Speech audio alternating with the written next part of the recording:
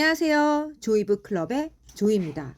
오늘 제가 소개해 드릴 책은 로드니 스타크의 기독교의 발흥입니다. 네, 제가 아는 스타크는 그 어벤져스의 토니 스타크였나요? 네, 그거밖에 모르는데, 네, 사회학자이자 또 비교 종교학의 교수인 로드니 스타크 교수님께서 이 책을 만들어 내셨습니다.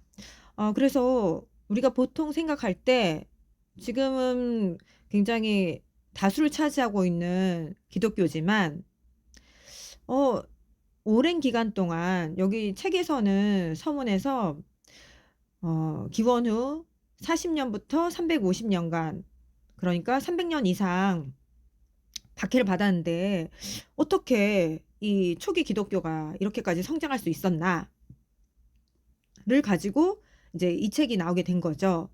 그래서 제가 이 박해 기간 또 찾아봤는데 약간씩 차이는 있더라고요. 네. 그 네이버 검색했더니 250년간 박해를 받았다. 네, 순수 로마 시대만 하게 된다면 네, 그렇게 됩니다. 어쨌든 뭐 250년이든 300년이든 굉장히 오랜 기간 탄압과 박해를 받았는데 궁금하지 않으세요?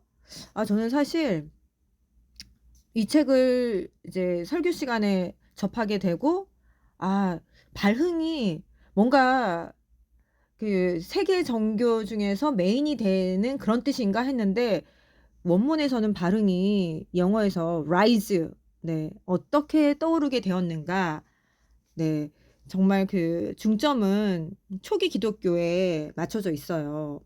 그래서 이 저자 되시는 분이 사회학자이다 보니 정말 사회적으로 많이 접근을 했습니다.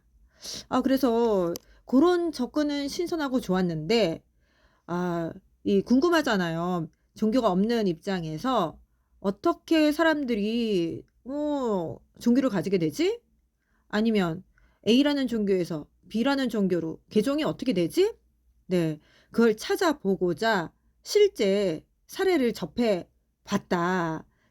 네, 현장에 가 보았다 하는데 저는 그 부분이 좀 뜨아했던 게 그 교회를 다니시는 분들은 우리가 흔히 이단이라고 하는 네, 그 종교에 가서 보았더라고요. 그래서 41페이지에 나오는데 여기서는 신종교라고 해요. 그래서 뭐 새로운 신 이런 개념인 것 같은데 그 주석에도 달려 있지만 영어로는 컬트 네, 사교에 해당되는 거죠. 그래서 이분 정말 종교에 관심이 그 기독교에 관심이 없으시구나. 정말 크리스찬이 아니시구나. 보통 현대에도 정말 수적으로 폭발적으로 증가하는 교회가 있는데 그런 교회를 가서 관찰하시면 좋지 않았을까.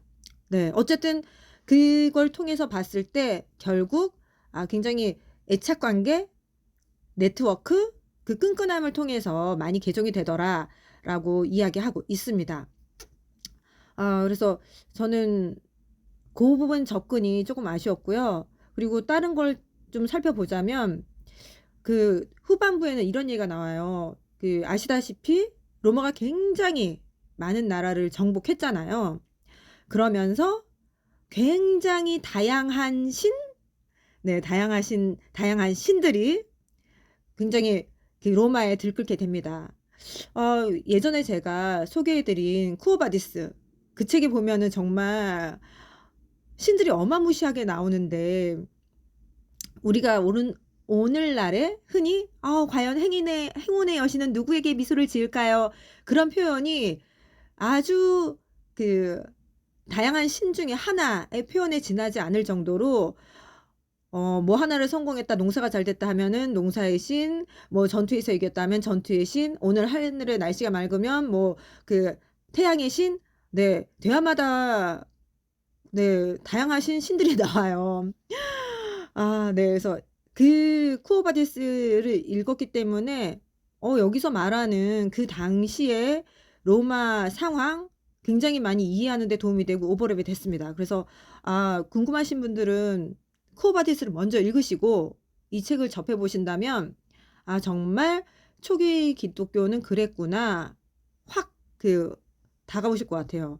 참고로 쿠오바디스 굉장히 재밌습니다. 네, 거기에 감동도 있으니까 제가 강추하면서 다음 설명으로 가자면, 네, 그래서 그러면 그 로마 시대에 굉장히 많은 신이 있었는데, 그럼 이교도의 신들과 기독교의 신은 뭐가 달랐지?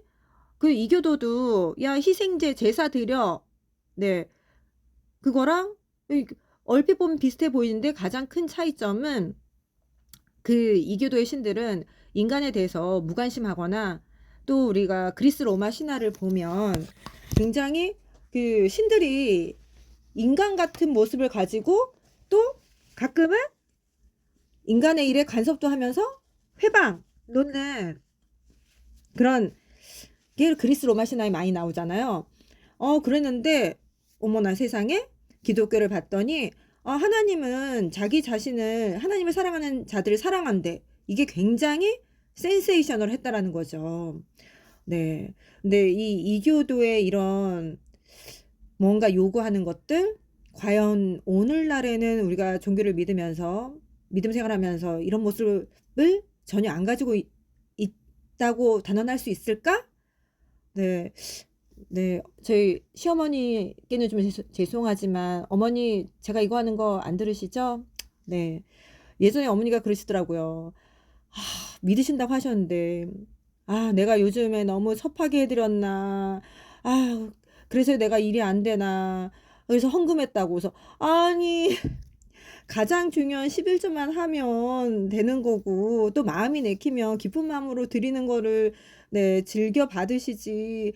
뭘 이걸 안 줘서 한다던가 이런 거는 정말 그 로마 시대 이교도 그 신들의 모습인데, 좀 안타까웠어요. 네. 근데 우리도 은연중에 이런 영향을 받고 있는 그런 모습이 있다. 네, 저는 그 당시 여러 가지 종교들 비교하는 부분에서 이런 부분이 오버랩이 돼서 생각이 났고요. 그런가 하면 여기서 여러 가지 증명을 하고자 데이터를 찾고 분석을 하는 게 나오는데, 저는 조금 더 아쉬웠던 게 이분이 정말 사회학자 관점으로 어떻게 기독교가 이렇게 전 세계, 여기 로마 초기 시대니까 이렇게 다양하게 확대해 나갈 수 있었을까?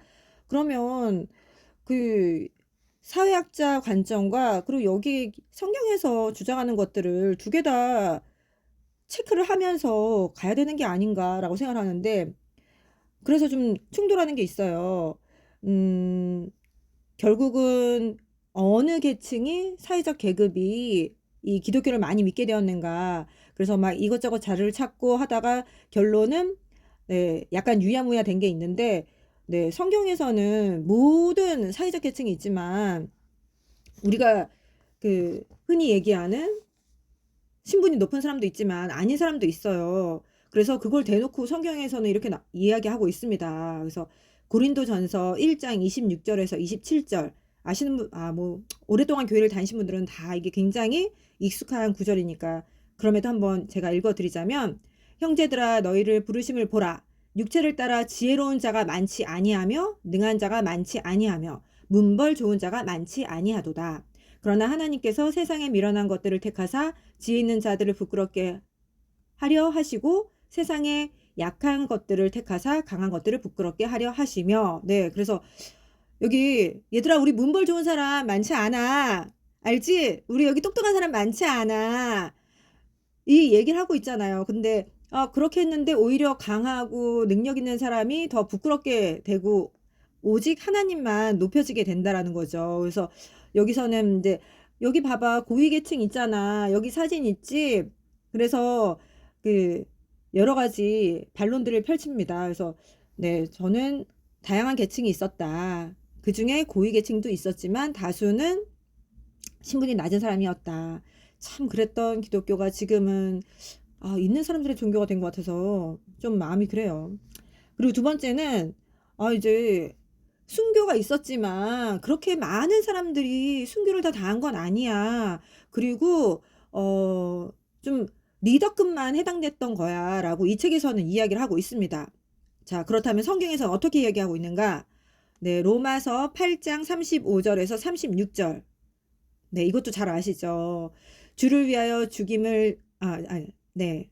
제가 다시 말씀드릴게요. 네. 굉장히 많은 사람들이 박해를 당했다라는 걸 보여주는 구절인데요. 누가 우리를 그리스도의 사랑에서 끊으리요? 환난이나 공고나 박해나 기근이나 적신이나 위험이나 칼이랴. 기록된 바 우리가 종일 주를 위하여 죽임을 당하게 되며 도살 당할 양같이 여김을 받았나이다 함과 같으니라. 네, 얼마나 많은 사람들이 죽었냐면 종일 매일매일 주를 위하여 죽임을 당하는 그 도살 당하는 양같이 죽었다는 거예요. 그래서 근데 우리가 이렇게 박해를 받고 응? 또, 또 배고프고 칼의 위험이나 이런 정말 죽을 고비 앞에서도 하나님의 사랑은 우리를 끊지 않는다. 죽음도 하나님의 사랑과 하나님이 우리를 사랑하시는 것은 끊을 수 없다. 그 하나님의 강한 사랑 그걸 얘기하고 있는 건데 여기서는 좀 죽는 사람에 대해서 적게 표현했구나. 오히려 그 쿠오바디스가 정말 그 콜로세움 원형 경기장에서 무수히 많은 크리스천들이 네, 저항 하나 하지 않고 죽어가는 그 상황을 굉장히 생생하게 묘사하고 있습니다. 그러면서 그와 동시에 그 정말 광기 어린 현장이잖아요. 심지어 그 검투사 그 싸움 현장 막 피 튀기고 막 너무 징그럽고 잔인한데 그 쿠오바디스에서 기절하는 사람 한 명이 나와요. 네, 헬라인인데 킬로 이름이 기억이 날 정도로 이 사람은 굉장히 인상적인 인물입니다. 책을 한번 읽어보시면 네, 확 와닿을 거예요. 그래서 와, 여기 맨 뒤에도 보면은 그 미덕을 이 기독교의 미덕에 관한 소고가 나오는데 정말 인간성에 대한 것을 회복시켰다. 그것이 기독교의 미덕이다. 라고까지 이야기하고 있습니다. 네. 그래서 그 순교 부분을 말씀드렸고요. 마지막 하나는 기독교가 어떻게 해서 이렇게 많이 사람들이 전도가 됐을까? 그래서 뭐 저는 그래서 또 성경에서 찾아봤죠. 사실 사도행전 4장 4절에 보면은 이렇게 나와 있어요. 말씀을 들은 사람 중에 믿는 자가 많으니 남자의 수가 약 5천이나 되었더라. 그래서 말씀 그 자체의 능력이 있기 때문에 물론 기적도 있었지만 그것으로 많은 사람들이 예수님을 믿게 되었다. 이게 핵심인데 이 부분은 좀 뒤에 뭐 교리 부분 뭐 이교도는 다른 사람을 돕는 거에 대해서 그런 교리가 없었기 때문에 그 전염병이 돌았을 때 그냥 나몰라라 도망을 갔다. 그래서 그 기독교를 싫어하는 그 리더의 이름이 있었는데 그 사람이 기독교는 싫어하고 얘네 가증스럽다. 가증스러울 수 있겠지만 요건 좀 같이 도와라. 네. 하는 부분까지 나오거든요.